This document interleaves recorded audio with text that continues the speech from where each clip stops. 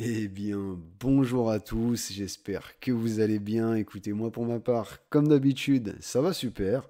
On se retrouve aujourd'hui donc pour la deuxième vidéo sur l'order flow qui a pour but de vous expliquer comment identifier un retournement d'order flow pertinent d'un retournement d'order flow au contraire, donc non pertinent. En fait, c'est tout simplement ce qui va vous permettre de ne plus vous sentir perdu au niveau du biais directionnel sur le marché et de bien comprendre dans quelle direction évolue actuellement le flux monétaire. D'accord? Tout simplement. Vous allez voir que c'est pas plus compliqué que ça si au préalable on a bien compris et acquis toutes les bases liées à l'order flow. Voilà, que l'on sait bien identifier ce qu'est une continuation d'order flow, un retournement d'order flow, que l'on sait bien identifier nos zones d'offre et de demande. Donc en gros, tout ce que j'ai expliqué dans ma première vidéo sur le sujet.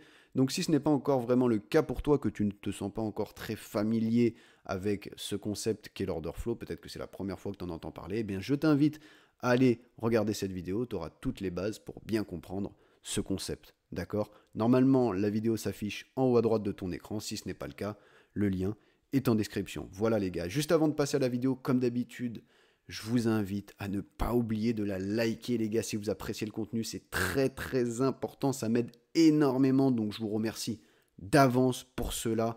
Likez la vidéo, ça prend 3 secondes et ça m'aide énormément. Ok, donc un big like, ça fait toujours plaisir. Évidemment, n'hésitez pas à vous abonner pour ne rien rater de toutes les vidéos qui vont suivre sur cette chaîne. De me poser votre question en commentaire si vous en avez une, comme d'habitude.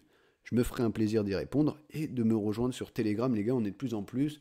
Je partage mes analyses, mes visions du marché durant la semaine, mes positions si j'en ai prises évidemment. Donc voilà, n'hésitez pas à me rejoindre, le lien est en description et sur ce, je vous laisse tout de suite avec la vidéo. Allez, bonne vidéo à tous.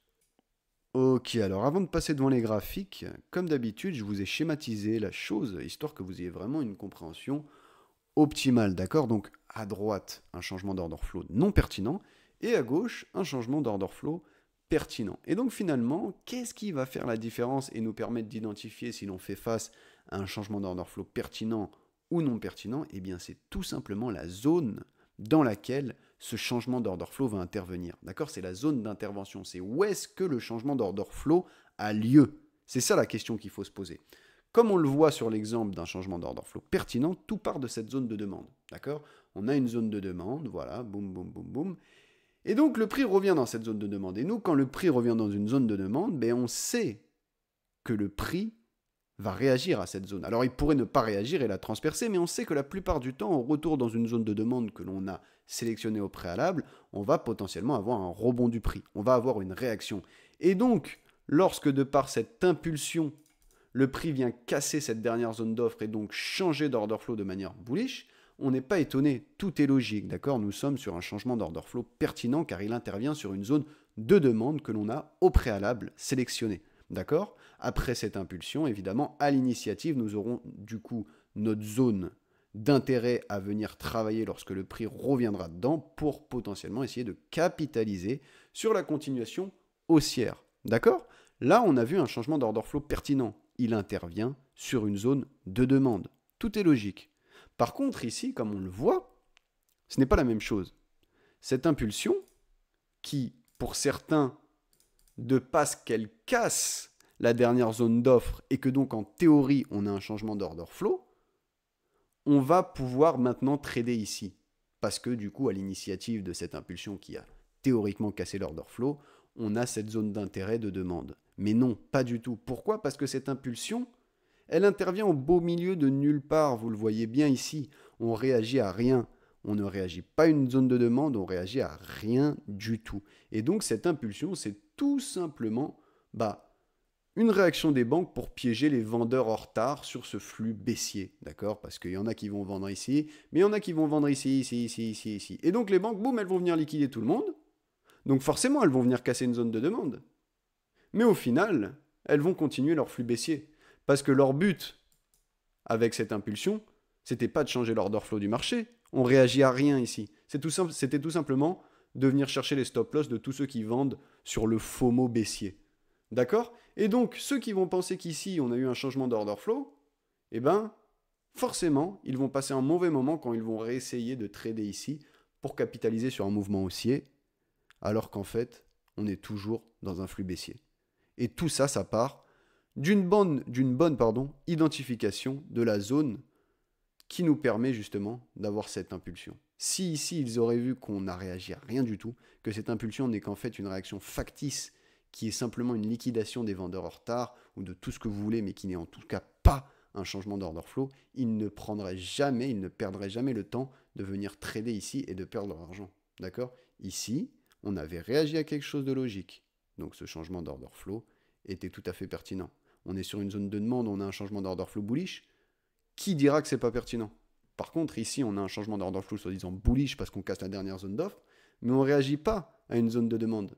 Ça veut dire qu'ici, cette pseudo-zone de demande n'en est pas une, et au final, c'est un piège pour les acheteurs, un SMC trap comme certains l'appellent. Ok? Donc juste avant de passer devant les graphiques, je vais vous montrer quand même les exemples bearish, et après on passera sur les graphiques, à tout de suite. Ok, donc voici pour les exemples bearish, c'est exactement la même histoire, à l'envers. Donc vous voyez, un retournement d'order flow pertinent, il intervient sur une zone d'offre, on casse la dernière zone de demande, on revient dans cette zone qui nous a permis du coup cette cassure et ce changement d'order flow, et à l'intérieur, on essaiera de capitaliser sur le mouvement, la continuation baissière. Ok? Changement d'order flow non pertinent cette fois-ci, c'est la même chose. Tout part de cette réaction factice, d'accord, de ce no man's land, le prix réagit à rien du tout. Il change d'order flow théoriquement car il casse la dernière zone de demande, certes, mais au final, vous voyez que le flux haussier continue car au final, cette réaction était une réaction factice et elle permet aussi aux banques de nous dégainer cette zone sur laquelle la plupart des gens vont trader la baisse alors qu'au final, le flux est toujours haussier. D'accord? Donc, il piège des gens en rattrapant tous les acheteurs, dans ce cas-ci, en retard.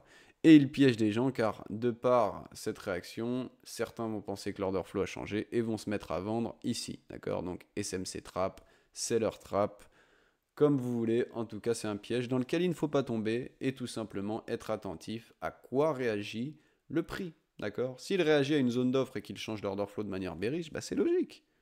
Ok? Mais au préalable, vous y attendez déjà parce que vous avez déjà sélectionné votre zone d'offre. Ok? Ensuite, le prix revient dedans. Boum, il change d'order flow. Vous vous y attendiez. Hop.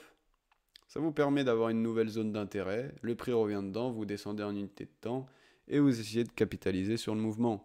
Ici, ce changement d'order flow, vous n'étiez même pas au courant qu'il allait survenir. Ici, on n'avait rien du tout. Donc, vous voyez ça. De toute façon, vous en foutez. Vous n'allez jamais trader ici. Ça ne vous intéresse pas. Vous n'allez pas tomber dans le piège. Ok? Et donc, ça, c'est l'identification de où est-ce que surviennent les changements d'order flow. D'accord? C'est très important. Je pense que vous avez compris grâce au schéma. On va passer sur les exemples directement graphiques. D'accord? Devant les graphiques. À tout de suite.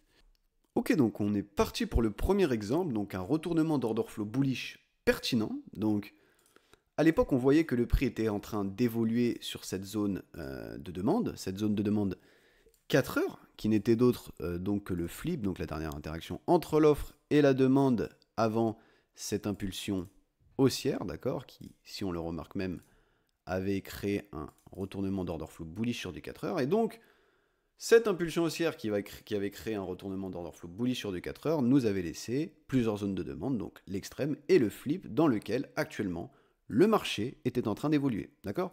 Donc, sur du 15 minutes, nous on sait que voilà, le prix, il est dans une zone d'intérêt pour nous, il est dans une zone de demande tout simplement. Donc si un retournement bullish d'order flow s'opère dans cette zone, on sait que ce sera un retournement d'order flow pertinent, d'accord? On est sur une zone de demande, on n'est pas au beau milieu de nulle part.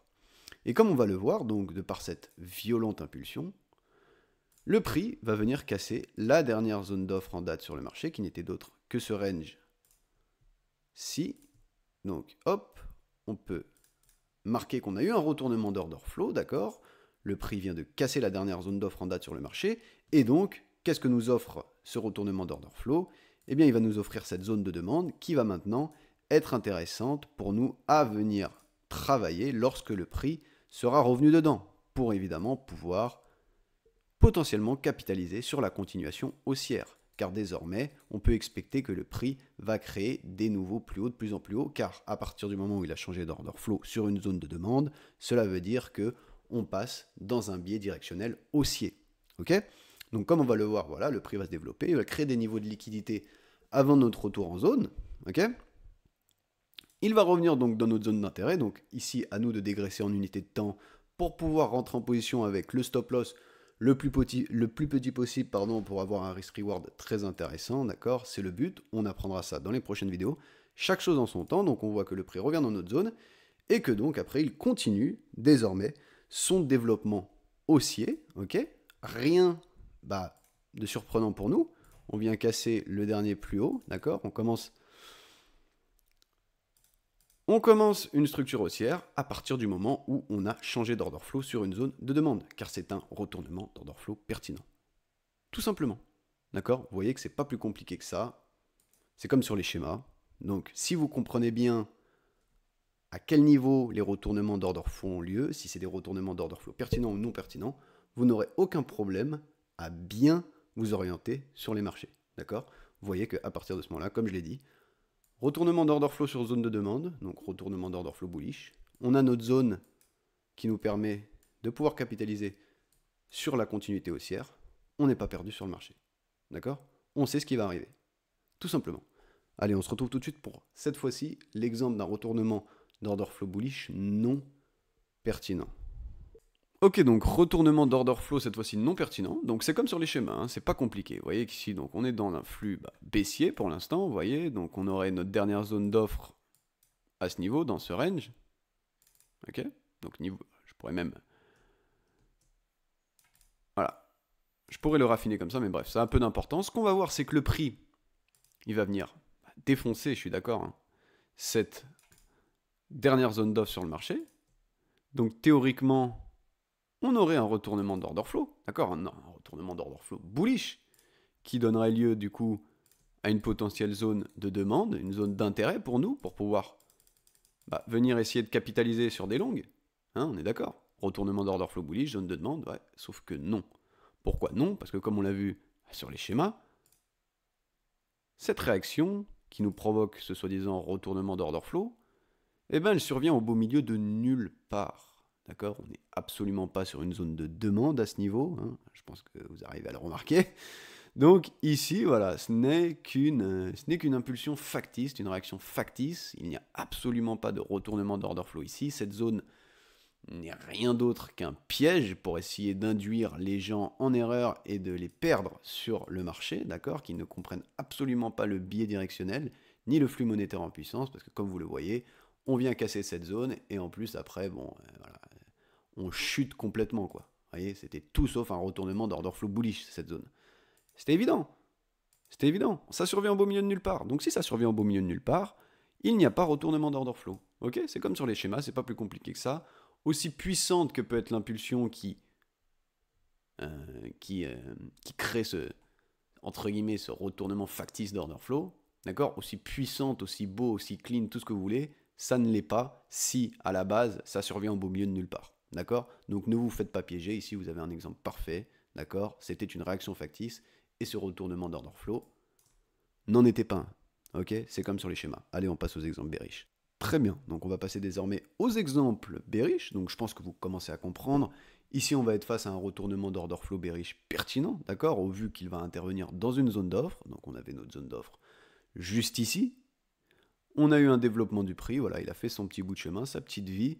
Il est de retour dans notre zone d'offre. Nous, au retour du prix, dans une zone d'offre, on sait que l'on peut s'attendre à une réaction de sa part, évidemment. On peut s'attendre à une réaction qui sera dans ce cas-ci donc bearish et qui passera donc forcément par un retournement d'order flow, avant toute chose bearish. Ok?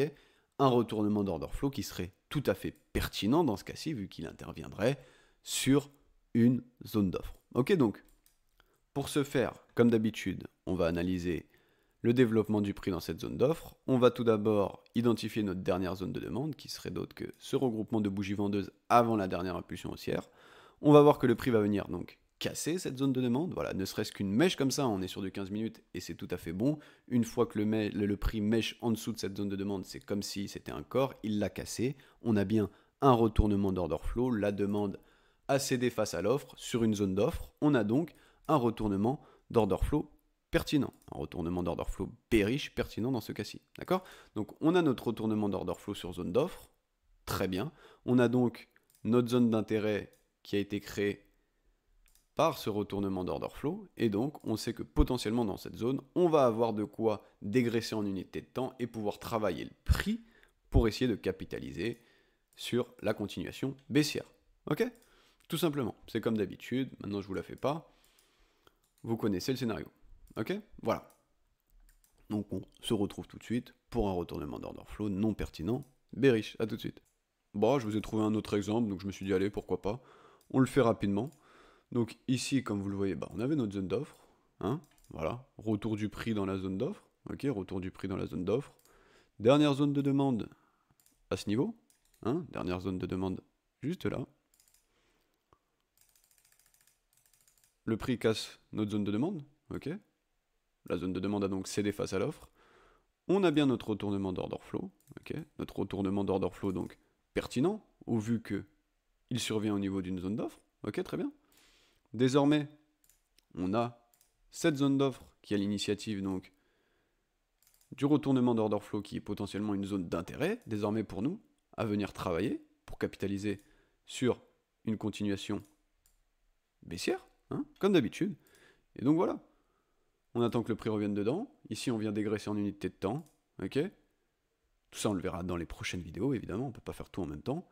Et on voit que voilà, bon, là je sais pas, ça bug, mais on a bien cette continuation baissière, vous voyez. Voilà, boum, boum, boum.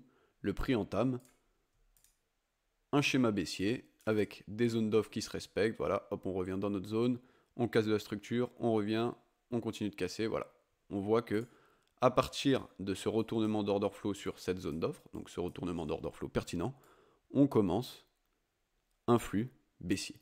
Ok, voilà. Allez, on passe au retournement d'order flow non pertinent. Ok, donc retournement d'order flow bearish non pertinent cette fois-ci. Donc je pense que de toute manière, vous commencez vraiment à comprendre, comme je vous l'ai dit juste avant. Ça, c'est toujours la même chose. Ok, donc ici, on pouvait voir qu'on avait notre dernière zone de demande sur le marché. D'accord. De par cette violente impulsion, le prix est venu casser cette zone de demande. D'accord. Donc en théorie, pour certains, on aurait un retournement d'order flow bearish. On aurait une zone d'offre intéressante à venir travailler au retour du prix dans cette dernière pour potentiellement du coup capitaliser sur des mouvements baissiers. Ok, on est d'accord. Et cette impulsion, elle était vraiment piégeuse parce que vous voyez qu'elle a cassé la dernière zone de demande, donc retournement d'order flow théorique, et même elle est venue casser ce dernier point de structure. Donc pour vous dire à quel point cette impulsion, elle a pu en piéger plus d'un. On vient casser la dernière zone de demande, on vient casser le point de structure. Donc je peux vous dire qu'il y en a beaucoup qui ont essayé de trader même les flips ici, qui ont potentiellement ici essayé de trader. Enfin, vous voyez ce que je veux dire? Autant qu'elle veut, elle peut casser tout ce qu'elle veut, cette impulsion. Elle survient au beau milieu de nulle part. Elle survient au beau milieu de nulle part. C'est une réaction factice, d'accord, comme on l'a vu sur les schémas.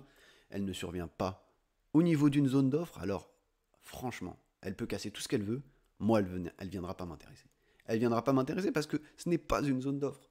Si on a une impulsion comme ça, au beau milieu de nulle part, l'initiative du mouvement n'est pas une zone d'offre. D'accord? C'est tout. C'est toujours la même chose. Sachez identifier à quel niveau du marché survient un retournement d'order flow. S'il survient au beau milieu de nulle part, vous pouvez en être sûr. Vous n'avez pas de zone d'intérêt à venir trader à l'initiative de ce retournement d'order flow. D'accord? Autant de niveaux de demande qu'elle veut casser, autant de points de structure qu'elle veut casser, il n'y aura aucun intérêt à revenir trader le prix dans la zone qui a l'initiative de cette impulsion qui a cassé une zone de demande, un point de structure, tout ce que vous voulez. D'accord? Ici, on a bien théoriquement un retournement d'order flow bearish, on vient casser la dernière zone de demande, on casse même, quand je viens de le dire, le dernier point de structure, mais quand on revient dans cette zone d'offre, entre guillemets, eh bien on vient tout simplement passer à travers, on vient la décalquer. Pourquoi? Parce que de base, tout ça part de rien. D'accord? Tout ça part de rien, c'est une réaction factice. Elle ne survient pas au niveau d'une zone d'offre. Donc comme d'habitude, au retour du prix dans cette zone d'offre, il n'y a rien à se mettre sous la dent, si ce n'est des pertes, si on n'est pas au courant que tout ça n'est que mirage, d'accord? Donc faites attention, c'est comme sur les schémas, regardez toujours à quel niveau intervient un retournement d'order flow. Ok? Donc voilà. Donc, pour conclure, prenez votre temps, prenez les informations au préalable, d'accord? Pour ne pas être à court d'informations lorsqu'un retournement d'order flow agit sur le marché. D'accord? Quand il y a un retournement d'order flow, vous devez être en fait en amont, déjà au courant que potentiellement dans la zone où est en train d'évoluer le prix, on va avoir droit à un retournement d'order flow pertinent, d'accord? Parce que vous avez au préalable sélectionné la zone, vous savez que c'est une zone d'offre ou de demande intéressante pour vous à venir observer, à voir comment le prix évolue dans cette zone, etc. etc. D'accord? Parce que si au premier retournement d'order flow que vous identifiez sur le marché, vous commencez à vous exciter, ça va pas le faire, d'accord? Il faut garder son calme, toujours, et être prévoyant, d'accord? Attendre que le marché vienne à nous et pas réagir de manière impulsive lorsque le marché commence à bouger, à se retourner, à faire ce qu'il veut, et au final, mal agir sous la précipitation, d'accord? Donc quand je dis ça, bah voilà, c'est ça, c'est présélectionner vos zones. Vous voyez, ici on avait une zone d'offre.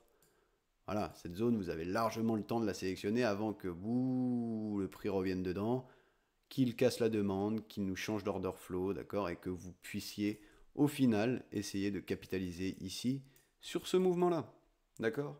Pareil, voilà, ici on avait toute une zone de demande, d'accord. Donc vous aviez le temps de la sélectionner cette zone de demande avant que le prix revienne dedans, voilà, qu'ici il nous change d'order flow et que potentiellement vous réussissiez à capitaliser sur ce mouvement. Ok? Soyez patient et prévoyant. D'accord?